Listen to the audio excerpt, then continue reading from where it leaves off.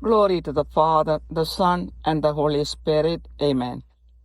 Today's topic is, do you persecute Jesus? Heavenly Father, I thank you for the past 2 weeks. Lord, help me, your servant, to deliver the message in a fruitful way. May this message transform those who hear me. I pray in the name of Jesus. Amen. One good Bible verse I would like to read is from Acts of the Apostles, chapter 9, verses 4 and 5. Paul fell to the ground and heard a voice saying to him, Saul, Saul, why are you persecuting me? And he said, Who are you, Lord? And he said, I am Jesus whom you are persecuting. Today's message is based on Acts of the Apostles, chapter 9, verses 1 to 22. Saul was in hearty agreement with the murder of Stephen, according to Acts 8, verse 1. After the murder of Stephen, Saul breathed threats and murder against the disciples of Jesus, according to Acts 9, verse 1. He went to the high priest and asked for letters to the synagogues of Damascus to bind any man or woman who preached the word of God and bring them to Jerusalem. While he was approaching Damascus, suddenly a light from heaven flashed around him. He fell to the ground and heard a voice saying to him, the verse I read before, Acts chapter 9, verses 4 and 5, Saul, Saul, why are you persecuting me? And he said, Who are you, Lord? And he said, I am Jesus whom you are persecuting, but get up and enter the city, and it will be told you what you must do.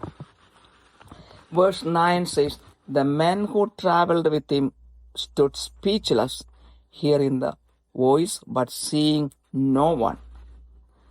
The light from Jesus made Saul blind. They led him to Damascus. The Lord said to a disciple named Ananias in a vision to go to the exact house where Saul was and pray over him to regain the sight. Similarly, Saul saw in a vision a man named Ananias come in and lay hands on him so that he might regain his sight.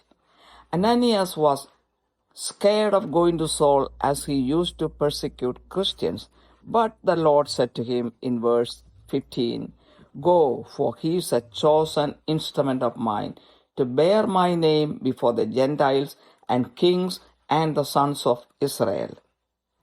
Ananias prayed over Saul. Verse 18 says, And immediately there fell from his eyes something like scales, and he regained his sight, and he got up and was baptized. Verse 22 says, But Saul kept increasing in strength and confounding the Jews who lived at Damascus by proving that this Jesus is the Christ. Paul spent the rest of his life preaching the gospel to the people of many countries, especially to the Gentiles. He suffered many hardships during his mission to raise the name of Jesus. What are some ways we persecute Jesus? We all persecute Jesus. Knowingly or unknowingly, we all persecute Jesus in one way or other, but we may not realize it. I would like to mention 12 ways we persecute Jesus. There are many ways, but I am mentioning only 12 ways. When we do not love our family and those who love us. When we do not carry out our responsibilities in the proper way at home, at workplace, at church, in the community, etc. When we waste our money by living lavishly and not helping the poor. When we disrespect parents, authorities, elders, or anyone else. When we abuse alcohol or drug and destroy the temple of our body. When we spread scandals about other people. When we violate the commandments of God. When we do not give priority to God. When we do not worship God with a sincere heart. When we do not accept Jesus as our Savior, knowing that He is Christ and our Savior. When we do not spread the gospel to others after receiving Jesus as Savior. When we commit sins, when we do all these things, we are persecuting Jesus. We do not realize that we are persecuting Jesus in many ways every day. When our life goes smoothly, we do not become aware that we are persecuting Jesus. Jesus keeps waiting for us to change our ways, stop sinning, and return back to Him. After a long waiting period, God may allow things happen in our life like it happened in the life of Saul. Saul continued persecuting Christians. When Jesus could not tolerate him anymore, he interfered in his life by knocking him down blind. As our God is a merciful God, Jesus did not allow him to be destroyed. Because of the power of the light that came from Jesus, he believed and called him Lord. He allowed healing in his life by sending the right person to the right place in the right time by praying over him. When Saul accepted Jesus as his Savior, Jesus arranged Ananias for his healing. Soon, Saul received baptism. Sometimes it may happen that unfortunate things happen in our life, like sickness, issues in married life, problems in children's life, loss of money, problems at job, etc. It is an opportunity for us to think and discover if we have been persecuting Jesus in any way. When we stop doing wrong things and start thinking positively and give priority to God, we will see miracles happening in our life. When we repent, stop doing wrong things, and come closer to God, He will shower mercy on us, heal us, and bless us in many ways. If our life goes smoothly, even after sinning for years, we should not think that it is because of our merit. It is because of the mercy and grace of God. Without thinking about the mercy of God, people have the tendency to boast about life and keep sinning. We should not test God's ultimate patience. God will send many signals and warning in our life to stop the sinful life. It is our duty to recognize the intervention of God and make the needed changes in our life. Sometimes the intervention of God comes through other people who love us. The possible tendency is that we ignore them and do not take it positively. The harder we make our heart, the harder God will interfere in our life. That is what happened to Pharaoh. When he hardened his heart, God had to send 10 plagues upon him and his people. Finally, when Pharaoh could not take it anymore, he allowed the Israelites to leave the land. By the time he realized his folly, all the firstborn of the people and the animals were dead. When he realized the truth, it was too late. The earlier we open our eyes, pay heed to the call of Jesus, and change our ways, the faster we will get deliverance from our problems and get blessed. Otherwise, our suffering will increase and blessing will stay delayed in our personal life, financial life, and family life. I know personally plenty of people who live a suffocated life because of the behavior or alcoholic addiction of the partner. There are so many men under the influence of Satan and persecute the wife through the reckless actions and behavior. Instead of making the home a mini heaven, they create hell in the home. The wife and the children live in frustration and fear. If God visits these abusers one day, the consequence will be terrible. The tears of the loving wife and children will reach God. Psalm 46 verse 10 says, "Cease striving and know that I am God." When unfortunate things happen, we should check on ourselves what we did wrong in front of God.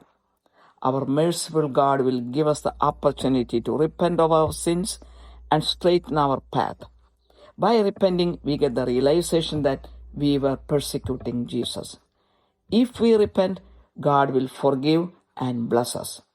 If we do not repent and change our sinful ways, our spiritual death, lack of blessing, and the loss of heavenly kingdom will occur.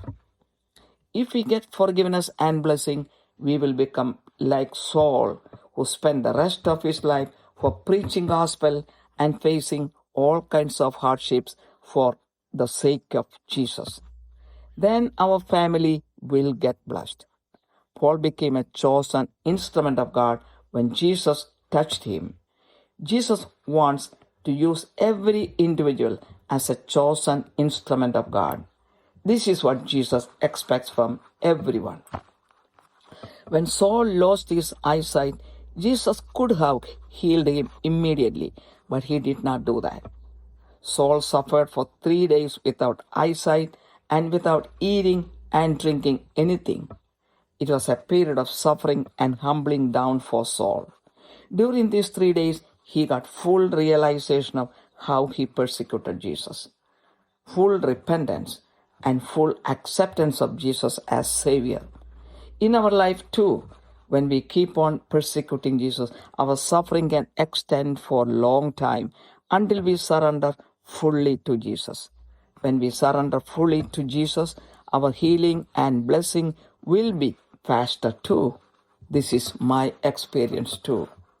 When Ananias prayed over Saul, something like scales fell off his eyes and he regained eyesight. When he persecuted Christians, it stayed as a stumbling block in his life that prevented blessing.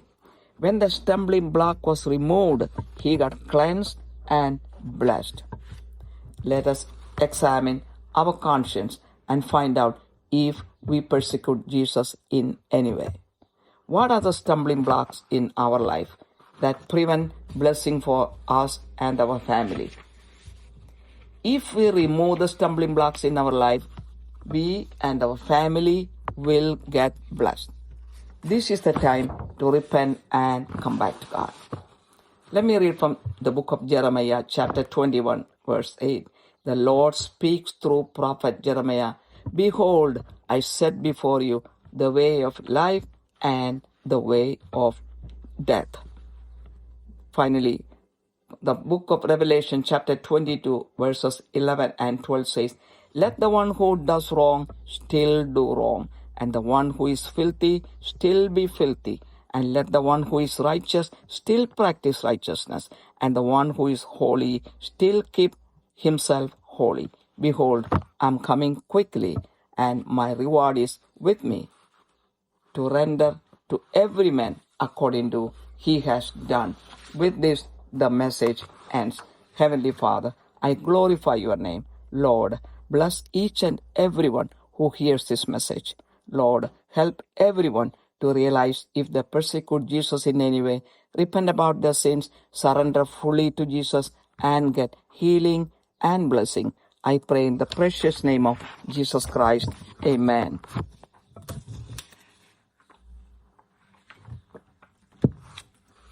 പിതാവിന് പുത്രനും പരിശുദ്ധാത്മാവിന് മഹത്വമുണ്ടായിരിക്കട്ടെ. ഇന്നത്തെ ചിന്താവിഷയം, നിങ്ങൾ യേശുവിനെ പീഡിപ്പിക്കുന്നുണ്ടോ? കാരുണ്യവാനായ സ്വർഗ്ഗസ്ഥ പിതാവേ, കഴിഞ്ഞ 2 ആഴ്ചയ്ക്ക് നന്ദി പറയുന്നു. ഇന്നത്തെ സന്ദേശം വേണ്ടതുപോലെ മറ്റുള്ളവരിലേക്ക് കൈമാറുവാൻ ഈ ദാസിയെ സഹായിക്കണമേ. കേൾക്കുന്നവരിൽ ഒരു രൂപാന്തരം ഉണ്ടാക്കുവാൻ ഇടയാക്കണമേ. യേശുവിന്റെ നാമത്തിൽ തന്നെ ആമേൻ. ഇന്നത്തെ സന്ദേശം ആധാരമാക്കിയിരിക്കുന്നത് അപ്പോസ്തല പ്രവൃത്തികൾ 9 അധ്യായം 1 മുതൽ 22 വരെയുള്ള വചനങ്ങളെ ആണ്. അപ്പോസ്തല പ്രവൃത്തികൾ 8:1 പറയുന്നു, സ്തേഫാനോസിന്റെ കൊലപാതകത്തിന് ശൗലിന് സമ്മതമായിരുന്നു എന്ന്. സ്തേഫാനോസിന്റെ കൊലപാതകത്തിന് ശേഷം ശിഷ്യന്മാരെ കൊലപ്പെടുത്തുമെന്ന് വെല്ലുവിളികൾ ശൗൽ മുഴക്കിയതായി അപ്പോസ്തല പ്രവൃത്തികൾ 9:1 വചനത്തിൽ പറയുന്നു. അവൻ പ്രധാന പുരോഹിതന്റെ അടുത്ത് ചെന്ന് ഡമസ്കസിലുള്ള സിനഗോഗിലേക്ക് ഉള്ള എഴുത്തുകൾ വാങ്ങിച്ച് കൈവച്ചു. കാരണം ഈ എഴുത്തുകൾ ഉണ്ടെങ്കിൽ മാത്രമേ അവിടെ സുവിശേഷം പ്രസംഗിക്കുന്നവരെ പിടിച്ചുകെട്ടി അവരുടെ അനുവാദത്തോടുകൂടി ജെറുസലേമിലേക്ക് കൊണ്ടുവരാൻ പറ്റുകയുള്ളൂ. എന്നാൽ അവൻ അതിനുവേണ്ടി നടന്നു നീങ്ങിയപ്പോൾ ഡമസ്കസിൽ എത്താറായപ്പോൾ ഒരു വലിയ വെളിച്ചം അവനിലേക്ക് തട്ടി അവൻ കണ്ണു കാണാതെ നിലത്ത് വീഴുകയാണ് ചെയ്യുന്നത്. അപ്പോൾ അവൻ വീണ സമയത്ത് ഒരു സ്വരം കേട്ടു. അതിൻ്റെ 4ഉം 5ഉം വചനങ്ങൾ, അപ്പോസ്തലപ്രവൃത്തികൾ 9:4-5 വചനങ്ങൾ. അവൻ നിലത്ത് വീണു, ശൗലേ ശൗലേ, നീ എന്നെ ഉപദ്രവിക്കുന്നു എന്ത് എന്ന് തന്നോട് പറയുന്ന ഒരു ശബ്ദം കേട്ടു.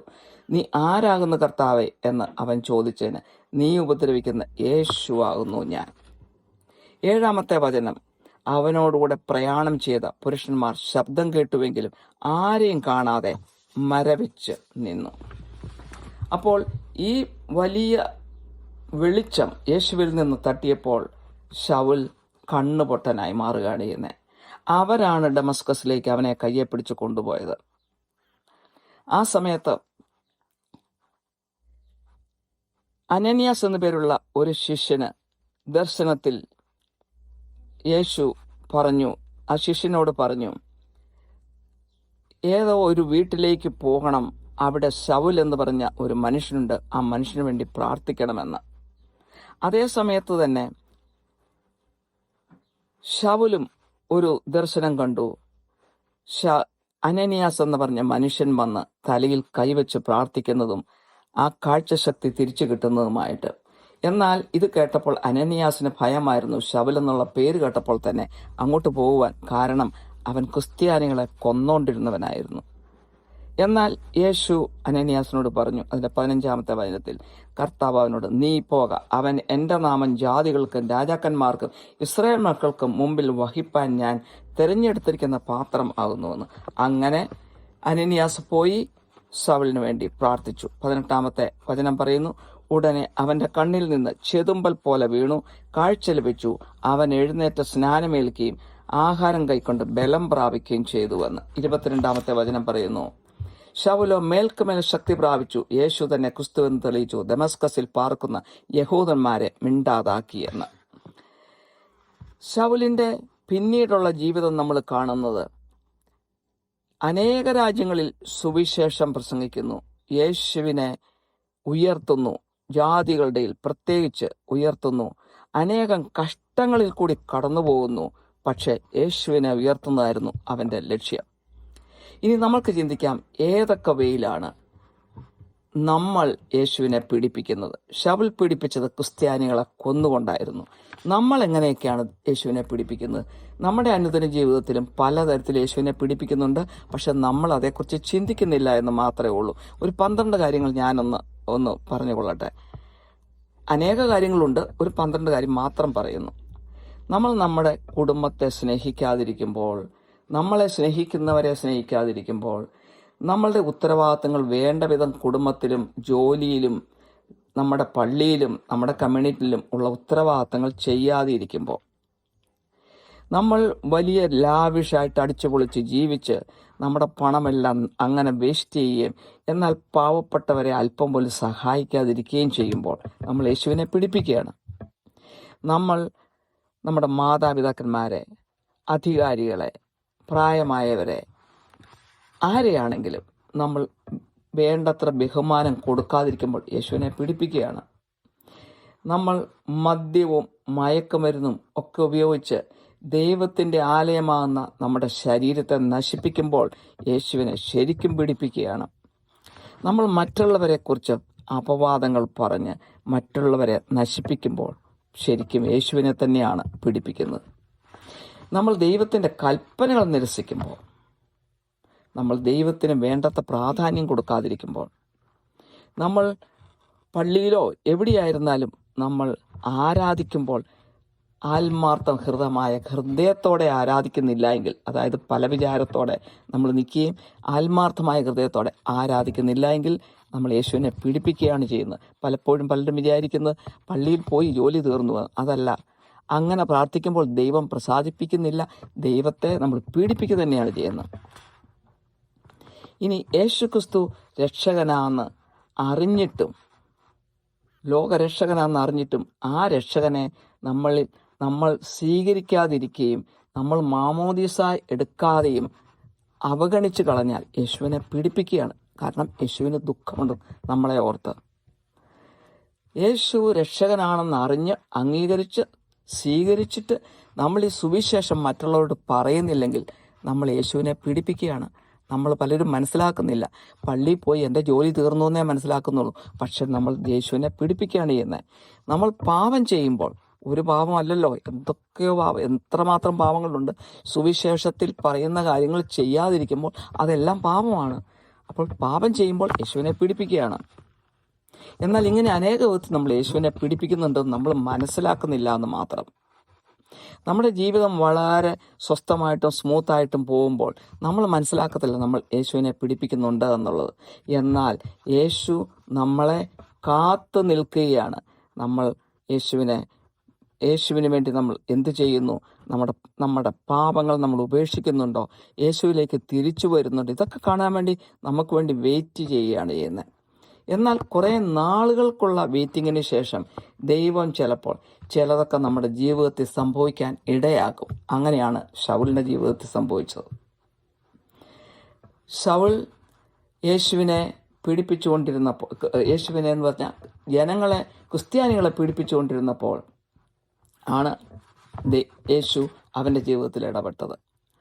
യേശുവിന് ഒരു തരത്തിലും അവനെ ഇനി ടോളറേറ്റ് ചെയ്യാൻ പറ്റാതെ വന്ന സമയത്താണ് അവനെ കണ്ണുപൊട്ടനായി അടിച്ചു വീഴ്ത്തിയത്. എന്നാൽ ദൈവം കരുണയുള്ളവനായതുകൊണ്ട് അവനെ നശിപ്പിച്ചില്ല. ആ ലൈറ്റ് വന്നടിച്ചപ്പോൾ അവൻ യേശുവിൻ്റെ ആ പവർ മനസ്സിലാക്കിയപ്പോൾ, ശക്തി മനസ്സിലാക്കുകയും കർത്താവെന്നാണ് വിളിച്ചത്. ആരാണ് കർത്താവെന്നാണ് വിളിച്ചത്? അവന് മനസ്സിലായി ദൈവം തന്നെയാണ് ഇടപെട്ടതെന്നുള്ളത്. അപ്പോൾ അവന് വീണെങ്കിലും അവന് രോഗശാന്തി കൊടുക്കുവാനായിട്ട് തക്ക സമയത്ത്, തക്ക സ്ഥലത്ത്, തക്കതായ ആളിനെ, അതായത് അനന്യാസിനെ തന്നെ യേശു പറഞ്ഞയക്കുകയാണ് ചെയ്യുന്നത്. അങ്ങനെ അനന്യാസ് പ്രാർത്ഥിച്ചപ്പോൾ അവന് രോഗശാന്തി കിട്ടി. ഉടനെ തന്നെ അവൻ മാമോദീസ സ്വീകരിക്കുകയും യേശുവിന് വേണ്ടി പ്രവർത്തിക്കുകയും ചെയ്യാൻ തുടങ്ങി. നമ്മൾ അത്രമാത്രം ചെയ്തിട്ടുണ്ടോ? ചെയ്യുന്നുണ്ടോ? ഇല്ല. ചിലപ്പോൾ സംഭവിക്കും, നമ്മുടെ ജീവിതത്തിൽ അനേക നിർഭാഗ്യ അവസ്ഥകൾ നമ്മൾ ഗോത്രൂ ചെയ്യേണ്ടതായിട്ട് വരും. ചിലപ്പോൾ രോഗങ്ങളായിരിക്കും, കുടുംബജീവിതത്തിൽ പ്രശ്നങ്ങളായിരിക്കും, മക്കളുടെ ജീവിതത്തിലെ പ്രശ്നങ്ങളായിരിക്കും, പണനഷ്ടം, അല്ലെങ്കിൽ ജോലിയിൽ പ്രോബ്ലം, ഇങ്ങനെ പലതും നമ്മൾ ഗോത്രൂ ചെയ്യേണ്ട സാഹചര്യങ്ങൾ വരും. അങ്ങനെയൊക്കെ വരുമ്പോൾ നമ്മൾ ഓർത്തോണം, നമുക്ക് യേശുവിനെ നമ്മൾ ഏതെങ്കിലും രീതി പീഡിപ്പിച്ചിട്ടുണ്ടോ എന്നോടുള്ള ചോദ്യം ആണോ ഇത്? എന്നെ പരീക്ഷിക്കുകയാണോ? എന്നെ ദൈവത്തിലേക്ക് അടുപ്പിക്കാൻ വേണ്ടി ദൈവം വരുത്തുന്ന സാഹചര്യങ്ങളാണോ ശൗലിൻ്റെ ജീവിതത്തിൽ വന്നതുപോലെ? നമ്മളും നമ്മളെ തന്നെ പരിശോധിച്ച് നോക്കണം. അപ്പം നമ്മൾ നമ്മുടെ തെറ്റായ ജീവിത രീതി മാറ്റി പോസിറ്റീവായിട്ട് ചിന്തിക്കാനും ദൈവത്തിന് ഒന്നാം സ്ഥാനം കൊടുക്കുവാനും തുടങ്ങുമ്പോൾ നമ്മുടെ ജീവിതത്തിൽ അത്ഭുതങ്ങൾ സംഭവിക്കാൻ തുടങ്ങും. നമ്മൾ അനുതപിച്ച് നമ്മുടെ പാപമാർഗങ്ങൾ ഉപേക്ഷിച്ച് ദൈവത്തോട് അടുത്തു വരുമ്പോൾ ദൈവം നമ്മളോട് കരുണ കാണിക്കുകയും നമ്മൾക്ക് രോഗശാന്തി തരികയും നമ്മളെ പല വിധത്തിലും അനുഗ്രഹിക്കുകയും ചെയ്യും. എൻ്റെ അനുഭവം തന്നെയാണത്. നമ്മുടെ ജീവിതം നല്ല സ്മൂത്തായിട്ട് പോവുകയാണെന്ന് നമ്മൾ കരുതുക. അനേകം പാപം ചെയ്തിട്ടും റോങ് വേയിൽ കൂടെ നടന്നിട്ടും എല്ലാം നല്ല സുഖമായിട്ട് ജീവിതം പോകുന്നുണ്ടെങ്കിൽ നമ്മൾ വിചാരിക്കും അത് നമ്മുടെ മിടുക്കുകൊണ്ടാണെന്ന് നമ്മൾ വിചാരിക്കും. എന്നാൽ അതല്ല, ദൈവത്തിൻ്റെ കരുണയും ദൈവത്തിൻ്റെ കൃപയും കൊണ്ടാണെന്ന് നമ്മൾ ചിന്തിക്കാറില്ല. അങ്ങനെ ചിന്തിച്ചാൽ നമ്മൾ രക്ഷപ്പെടും, ചിന്തിക്കുന്നവർ രക്ഷപ്പെടും. എന്നാൽ ദൈവത്തിൻ്റെ കരുണയെക്കുറിച്ച് ചിന്തിക്കാതെ നമ്മൾ നമ്മുടെ മിടുക്കിനെക്കുറിച്ചും കഴിവിനെക്കുറിച്ചും മറ്റുള്ളവരുടെ മുന്നിൽ പഠിച്ചുകൊണ്ട് നടന്നാൽ എപ്പോഴാണ് അടി വരുന്നതെന്ന് നോക്കിയിരുന്നാൽ മതി. അപ്പം ദൈവത്തിൻ്റെ ക്ഷമയെ നമ്മൾ പരീക്ഷിക്കരുത്.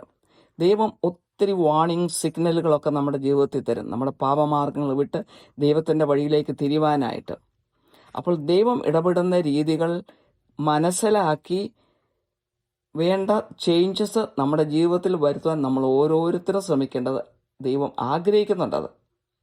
ചിലപ്പോൾ മറ്റ് ചില വ്യക്തികൾ കൂടിയായിരിക്കും ദൈവം നമ്മുടെ ജീവിതത്തിൽ ഇടപെടുന്നത്. പക്ഷെ നമ്മൾ എല്ലാം സുഖമായിട്ട് പോകുമ്പോൾ ആ വ്യക്തി പറഞ്ഞാലും ഇതൊന്നും കൂട്ടാക്കാതെ നമ്മൾ മുന്നോട്ട് പോകും, അവരെ അവഗണിച്ചുകൊണ്ട്. എത്ര പേര് നമ്മളോട് നല്ല കാര്യങ്ങൾ വന്നു പറഞ്ഞിട്ടുണ്ട്, പക്ഷെ അവഗണിച്ചുകൊണ്ട് മുന്നോട്ട് പോകും. പക്ഷെ ദൈവം എത്ര നാൾ നോക്കിയിരിക്കും? നമ്മൾ എത്ര നമ്മുടെ ഹൃദയം കഠിനമാക്കുന്നോ അത്രയും ദൈവം അത്രയും കഠിനമായിട്ട് നമ്മുടെ ജീവിതത്തിലും ഇടപെടും. അതാണ് ഫറവോയ്ക്ക് സംഭവിച്ചത്, ഈജിപ്തിലുള്ള ഫറവോയ്ക്ക് സംഭവിച്ചത്. ഓരോ തവണയും ദൈവം ഇടപെട്ട് മോശയെ വിട്ട് കാര്യങ്ങൾ പറഞ്ഞെങ്കിലും ഫറവോ അവൻ്റെ ഹൃദയം കഠിനമാക്കിക്കൊണ്ടിരുന്നു. അവസാനം വന്ന് ദൈവം 10 ബാധകൾ തന്നെ അയച്ചു. അപ്പോഴും അത് 9 അയച്ചപ്പോഴും മോശ ചെന്ന് പറഞ്ഞപ്പോഴും ഹൃദയം കഠിനമാക്കിയതല്ലാതെ ജനങ്ങളെ വിട്ടയച്ചില്ല. എന്നാൽ 10ാമത്തെ പ്രാവശ്യം ഇനി നിന്റെ മുഖം എനിക്ക് കാണണ്ട എന്ന് പറഞ്ഞപ്പോൾ ദൈവവും പറഞ്ഞു, വേണ്ട, നീ ഇനി അവനെ കാണാൻ പോകണ്ട.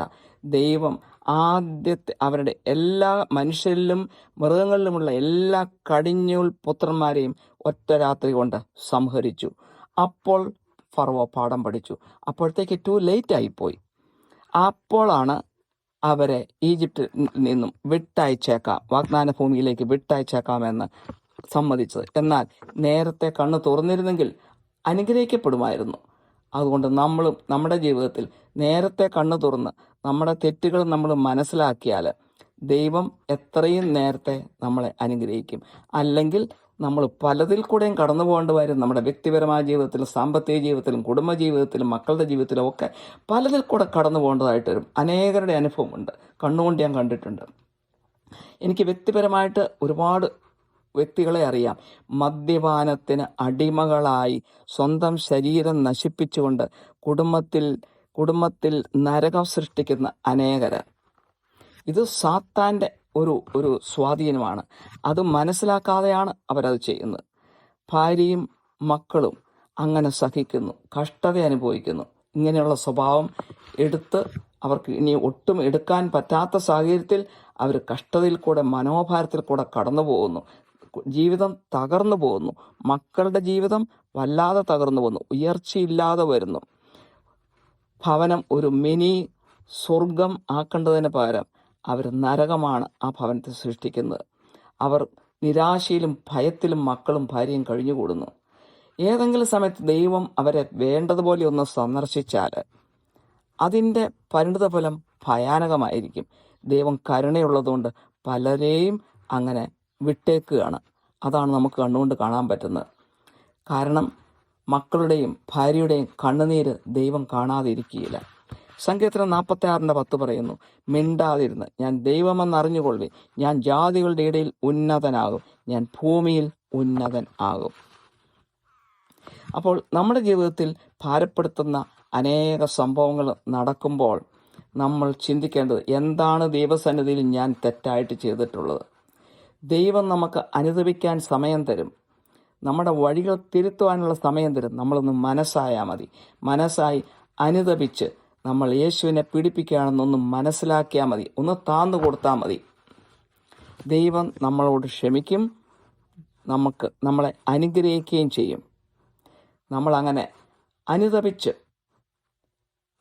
ദൈവത്തിൽ നിന്നും ആ പാപക്ഷമ എടുക്കാതെ നമ്മൾ ഈ പാപമാർഗത്തിൽ തുടരുകയാണെങ്കിൽ നമ്മുടെ ആത്മീയമായ മരണം, അനുഗ്രഹങ്ങളില്ലായ്മ, സ്വർഗരാജ്യത്തിൻ്റെ നഷ്ടം, ഇതെല്ലാം നമ്മുടെ ജീവിതത്തിൽ സംഭവിക്കും. അതേസമയം പാപക്ഷമ നമുക്ക് കിട്ടിയാൽ നമ്മൾ അനുഗ്രഹിക്കപ്പെടും.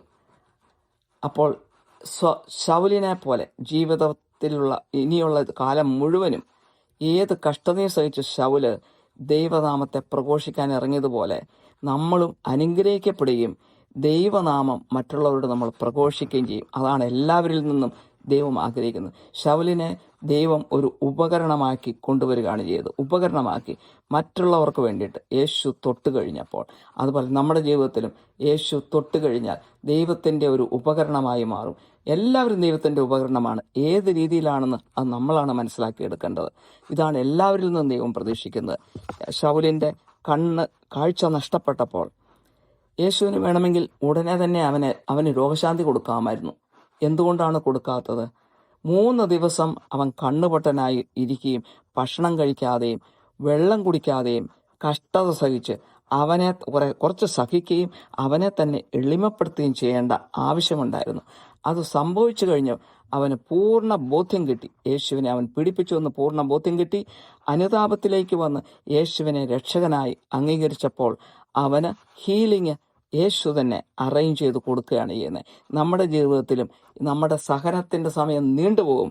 നമ്മൾ അനുതപിച്ചില്ല എങ്കിൽ, അനുതപിച്ച് യേശുവിനെ നമ്മൾ പീഡിപ്പിക്കുകയാണെന്ന് മനസ്സിലാക്കി അനുതാപത്തിലേക്ക് വന്ന് പൂർണ്ണമായി യേശുവിനെ നമ്മൾ കീഴടങ്ങിയാൽ നമ്മൾക്കും പൂർണ്ണമായ ഒരു രോഗശാന്തി ദൈവം തന്ന് അനുഗ്രഹം നമുക്ക് തരും. എത്രയും പെട്ടെന്ന് നമുക്ക് തരും. എൻ്റെ അനുഭവം ഇതുതന്നെയാണ്. എന്നാൽ അനനിയാസ് ശൗലിൻ്റെ മേൽ പ്രാർത്ഥിച്ചപ്പോൾ ചെതുമ്പല് പോലെ എന്തോ അവൻ്റെ കണ്ണിൽ നിന്നും പുറപ്പെട്ടു പോയി. അങ്ങനെ അവന് കാഴ്ച കിട്ടി. അവൻ യേശുവിനെ പീഡിപ്പിച്ചപ്പോൾ അവനിൽ ഇതൊരു തടസ്സമായിട്ട് നിൽക്കുകയായിരുന്നു. അങ്ങനെ അവന് അനുഗ്രഹം പ്രാപിച്ചിരുന്നില്ല. അപ്പോൾ ആ സ്റ്റംബ്ലിംഗ് ബ്ലോക്ക് അല്ലെങ്കിൽ ആ ഒരു തടസ്സം അവൻ്റെ കണ്ണിൽ നിന്നും എൻ്റെ ആത്മാവിൽ നിന്നും ശരീരത്തിൽ നിന്നും വിട്ടുപോയി കഴിഞ്ഞപ്പോൾ അവൻ വിശുദ്ധി പ്രാപിക്കുകയും അനുഗ്രഹിക്കപ്പെടുകയും ചെയ്തു. അങ്ങനെയാണ് അവൻ സുവിശേഷം പ്രസംഗിക്കാനായിട്ട് തുടങ്ങുന്നത്.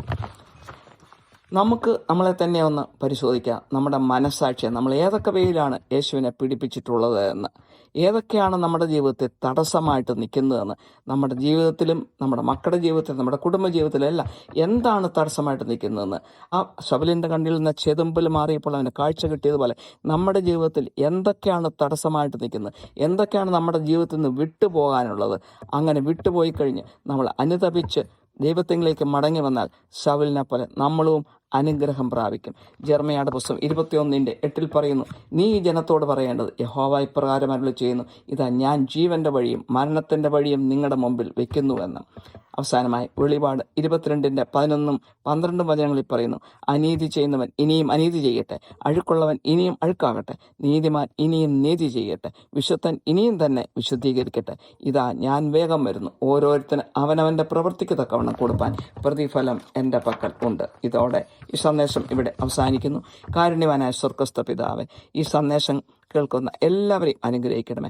യേശുവിനെ ഏതെങ്കിലും തരത്തിൽ പീഡിപ്പിക്കുന്നുണ്ടോ എന്ന് ശോധന ചെയ്യുവാനും പാപങ്ങളെ ഓർത്ത് അനുതപിക്കുവാനും യേശുവിനെ പൂർണ്ണമായി കീഴടങ്ങുവാനും അങ്ങനെ രോഗശാന്തിയും അനുഗ്രഹങ്ങളും പ്രാപിക്കുവാനും എല്ലാവരെയും സഹായിക്കണമേ.